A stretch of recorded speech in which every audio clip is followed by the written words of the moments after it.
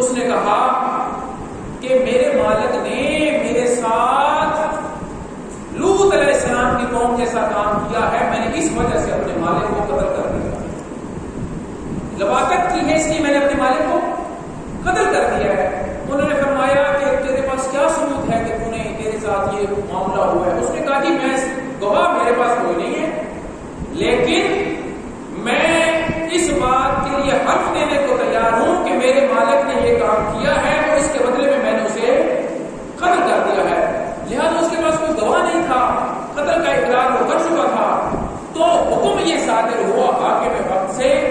کہ اس کو بھی قتل کر دیا جائے، اس کو بھی قتل کر دیا جائے۔ اب وہ شخص جب وہ لڑکا اس کو قتل کرنے کے لیے لے جایا جا رہا تھا، اس نے رونا شروع کیا، اس نے چیخو پکار کی کہ میں نے قتل ضرور کیا ہے، لیکن اس کے پیچھے علت یہ تھی کہ اس وجہ سے میں نے قتل کیا ہے۔ لوگوں نے کہا یہ کیسے ہو سکتا ہے؟ جیسے ہی یہ فیصلہ، اس نے کہا کہ میرا فیصلہ مولا امیر المومنین کی بارگاہ میں لے کر جایا جائے۔ تو جناب علی علیہ السلام کو بلایا گیا اس فیصلے کے لیے کہ آئیے آپ اس کا فیصلہ کریں۔ یقیناً جو رسول صلی اللہ علیہ وآلہ وسلم کی وراثت کا صحیح حقدار ہے، جو ان کے علم کا صحیح حقدار ہے، وہ بھی صحیح فیصلہ کر سکتا ہے۔ جناب امیر علیہ السلام کے پاس یہ فیصلہ آ گیا۔ جناب امیر علیہ السلام نے جب اس کی بات سنی تو کہا پریشان نہ ہو، تمہارا فیصلہ ہو جائے گا، تمہیں پریشان ہونے کی ضرورت نہیں ہے، تمہارا فیصلہ ہو جائے گا۔ لوگ حیران، لوگ پریشان کہ یا علی آپ کیسے کہہ رہے ہیں کہ اس کا فیصلہ ہو جائے گا؟ مولا امیر المومنین علیہ السلام نے فرمایا کہ جس شخص کو کس نے قتل کیا ہے کیا وہ دفن ہو چکا ہے؟ جی دفن ہو چکا ہے۔ مولا نے فرمایا اور اس کی قبر کو کھولتے ہیں، اس کی قبر کو دوبارہ کھولتے ہیں، اگر وہ اپنی قبر میں موجود ہوا کہ اس کی لاش اپنی قبر میں ہوئی تو یہ لڑکا گنہگار ہے جس نے واقعی اس کو ناحق قتل کیا ہے، اور اگر اس بندے کی لاش قبر میں نہ ہوئی تو پھر یہ لڑکا ٹھیک کہہ رہا ہے۔ لوگ حیران کہ یہ کیا مسئلہ ہے کہ اگر اس کی لاش ہوئی، یہ ہمیں سمجھائیے۔ مولا امیر المومنین علیہ السلام فرماتے ہیں جو شخص بھی یہ والا فعل کرے گا اور وہ مارا جائے گا، اللہ اس کو جیسے ہی دفن کریں گے اللہ تعالیٰ اسے فوراً قوم لوط کے ساتھ شمار کر دے گا، وہ قبر سے اس کی لاش وہاں پہنچ جائے گی۔ تو ویسے کیسا یہ کسی کے علم میں نہیں تھا اس وقت، کوئی جب سے یہ جانتے نہیں تھا کہ یہ فیصلہ ایسے بھی ہو سکتا ہے۔ جناب امیر المومنین علیہ السلام نے لوگوں کو لیا ساتھ کے، جیسے ہی اس کی قبر کو کھولی اس کی لاش قبر میں موجود نہیں تھی۔ حضرت علی نے فرمایا، لوگوں کو پہلے بتا دیا تھا، جیسے ہی قبر کھولی اس کی لاش موجود نہیں تھی۔ حضرت علی نے کہا اس لڑکے کو چھوڑ دو، یہ لڑکا سچ کہہ رہا ہے، یہ لڑکا سچ کہہ رہا ہے۔ اس کی لاش قبر سے غائب تھی، اور مولا امیر المومنین نے وہاں پر جملہ فرمایا، فرماتے ہیں جو شخص بھی اس طرح کا فعل سر انجام دے گا، چاہے اپنی زندگی میں اگر اس نے معافی نہیں مانگی خدا سے، پروردگار سے، تو اس کو جیسے ہی دفن کیا جائے گا اللہ تعالیٰ اس کو فوراً قوم لوط کے ساتھ پہنچا دے گا، اور اس کا شمار وہاں پہ ہوگا، اسے عذاب بھی ہوگا۔ درود پڑھیے گا محمد علیہ وسلم۔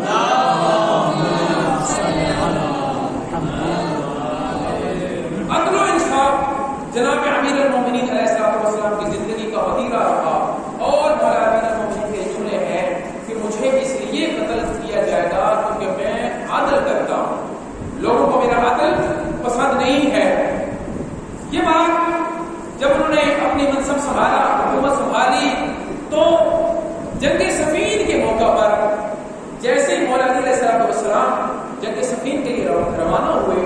تو جنگ کا جو مقام تھا اس سے تھوڑی دیر پہلے مولا علی نے اپنا پڑاؤ کیا۔ مولا علی نے اپنا پڑاؤ کیا تو جو دشمن تھا اس نے ایک شخص جس کا نام قلیب تھا اس کو مولا علی علیہ السلام کے پاس بھیجا تاکہ وہ مولا امیر المومنین کو یہ کہے کہ آپ ہم سے صلح کر لیں اور ہماری بات مان لیں۔ جناب امیر المومنین کو اس نے پیغام پہنچایا۔ مولا امیر المومنین نے اس سے کہا کہ تو مجھے حق مانتا ہے یا اگلے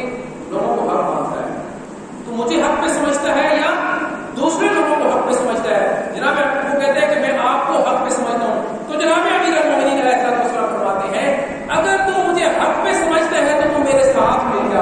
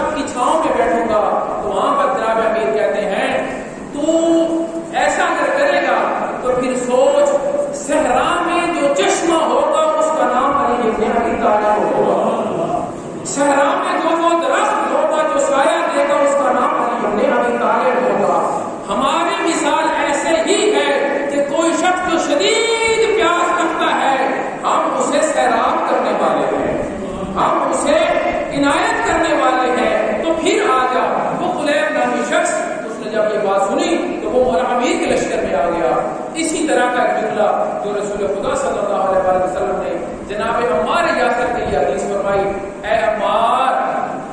اگر پورا زمانہ ایک راستے پر چل رہا ہو اور علی ابن ابی طالب دوسرے راستے پر چل رہے ہوں تو تمام جہان کے لوگوں کو چھوڑ دینا، تو اکیلے علی کے پیچھے چل پڑنا، کیونکہ علی جہاں جا رہا ہوگا وہی صراط مستقیم ہوگا، بے شک تمام عالم انسانیت دوسری طرف ہو اور اکیلا علی ایک طرف ہو تو علی کے ساتھ ہو جانا۔ اسی لیے جنگ صفین میں جب ہمارے یاسر شامل ہوئے تو ایک شخص، اس کا نام میرے ذہن میں اب نہیں ہے، اس نے، یہ ایک قبیلے کا سردار تھا، اس نے امیر شام کو کہا کہ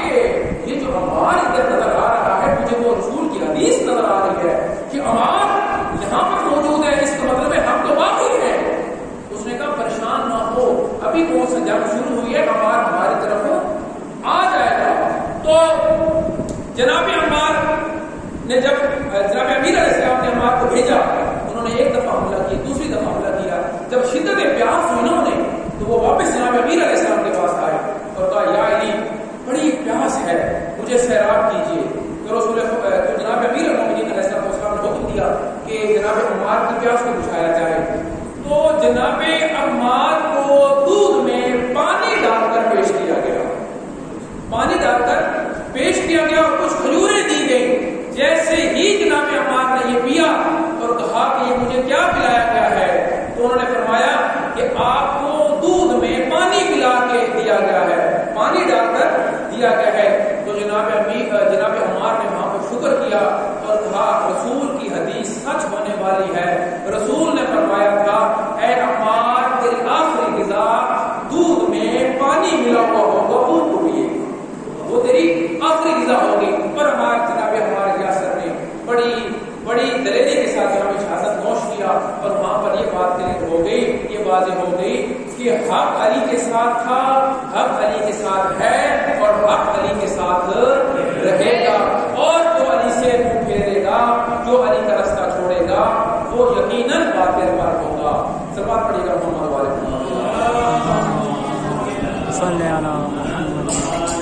جناب امیر المومنین علیہ السلام کا جو مجموعہ کلام جس کو نہج البلاغہ کہتے ہیں، اس کے اندر ایسی کمال حدیثیں ہیں کہ جناب امیر المومنین علیہ السلام فرماتے ہیں، عدل کے بارے میں جو بات چل رہی ہے، فرماتے ہیں کہ اگر علی کو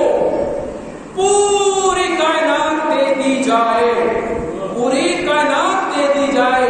اور صرف اس کائنات کے بدلے میں ایک کام کرنے کو کہا جائے، یعنی تھوڑا سا ظلم علی سے کہا جائے کہ یہ کر لیں، وہ ظلم کیا ہے کہ اگر علی کو پوری کائنات دے دی جائے اور اتنا کہا جائے کہ کسی چونٹی کے منہ سے جو کا چھلکا چھین لے،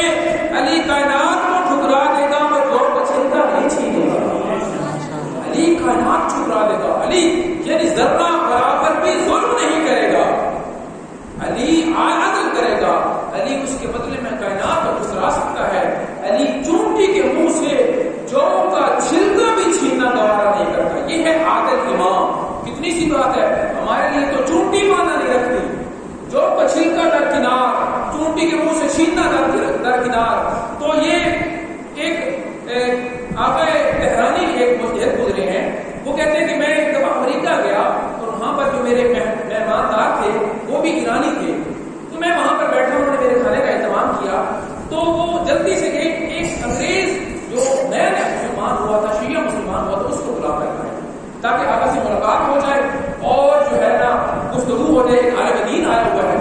وہ کہتے ہیں جیسے وہ میرے پاس بیٹھے گفتگو ہونا شروع ہو گئی تو میں نے اس سے پوچھا، آقا تہرانی کہتے ہیں کہ آپ کو کیا وجہ بنی کہ آپ اپنا وہ مسلک عیسائیت چھوڑ کر، یہودیت چھوڑ کر شیعہ مسلک پہ اسلام آپ نے اختیار کیا ہے؟ تو اس نے کہا جی، بڑا عجیب جملہ اس کا، کہتا ہے کہ مجھے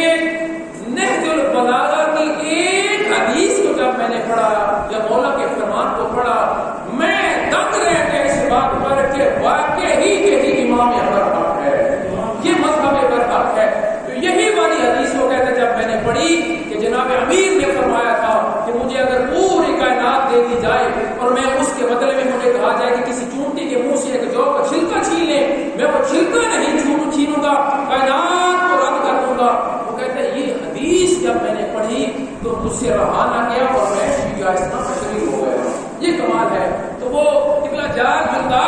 لکھا ہے. اس نے 4 جلدوں پر جناب امیر المومنین علیہ السلام کی ذات پر نہج البلاغہ پڑھنے کے بعد ایک کتاب لکھی ہے جس کا ٹائٹل یہ ہے کہ عالم انسانیت میں جو انصاف کی آواز ہے اس کا نام علی ابن ابی طالب ہے. اس کتاب کا نام, اس میں وہ کہتا ہے کہ میں نے جب یہ کتاب پڑھی, اور یاد رکھیے گا وہ کہتے ہیں اس نہج البلاغہ کو میں نے 200 بار پڑھا ہے. نہج البلاغہ کو میں نے 200 بار پڑھا ہے, اور بار بار پڑھنے کے بعد وہ کہتا ہے میں اس نتیجے پر پہنچا ہوں کہ اگر میں علی کو جناب عیسیٰ سے بڑا مانوں یہ میرا مذہب اجازت نہیں دیتا, لیکن میں جناب عیسیٰ کو علی سے بڑا مانوں تو یہ میرا ضمیر اجازت نہیں دیتا. یعنی جناب علی کو جناب عیسیٰ سے بڑا مانوں یہ میرا مذہب اجازت نہیں دیتا, اور جناب عیسیٰ کو علی سے بڑا مانوں یہ میرا ضمیر اجازت نہیں دیتا. یعنی کہتا ہے کہ اس لیے میرا ضمیر یہ کہتا ہے کہ علی بلند ہے, میرا مذہب یہ عیسائی تھا نا, وہ کہتے ہیں میرا مذہب کہتا ہے کہ عیسیٰ بلند ہے, لیکن میرا ضمیر یہ نہج البلاغہ پڑھنے کے بعد کہتا ہے نہیں, اے جا چکا علی بہت بلند ہے. تو یہ وہ ہستی ہے جن کا کلام ہمارے درمیان موجود ہے, جن کی گفتگو ہمارے درمیان موجود ہے. آؤ علی کی گفتگو سے وابستگی اختیار کریں, محبت اختیار کریں. یقیناً جو عیسائیوں کو رہنمائی, جو کتاب عیسائیوں کے لیے رہنمائی کا سبب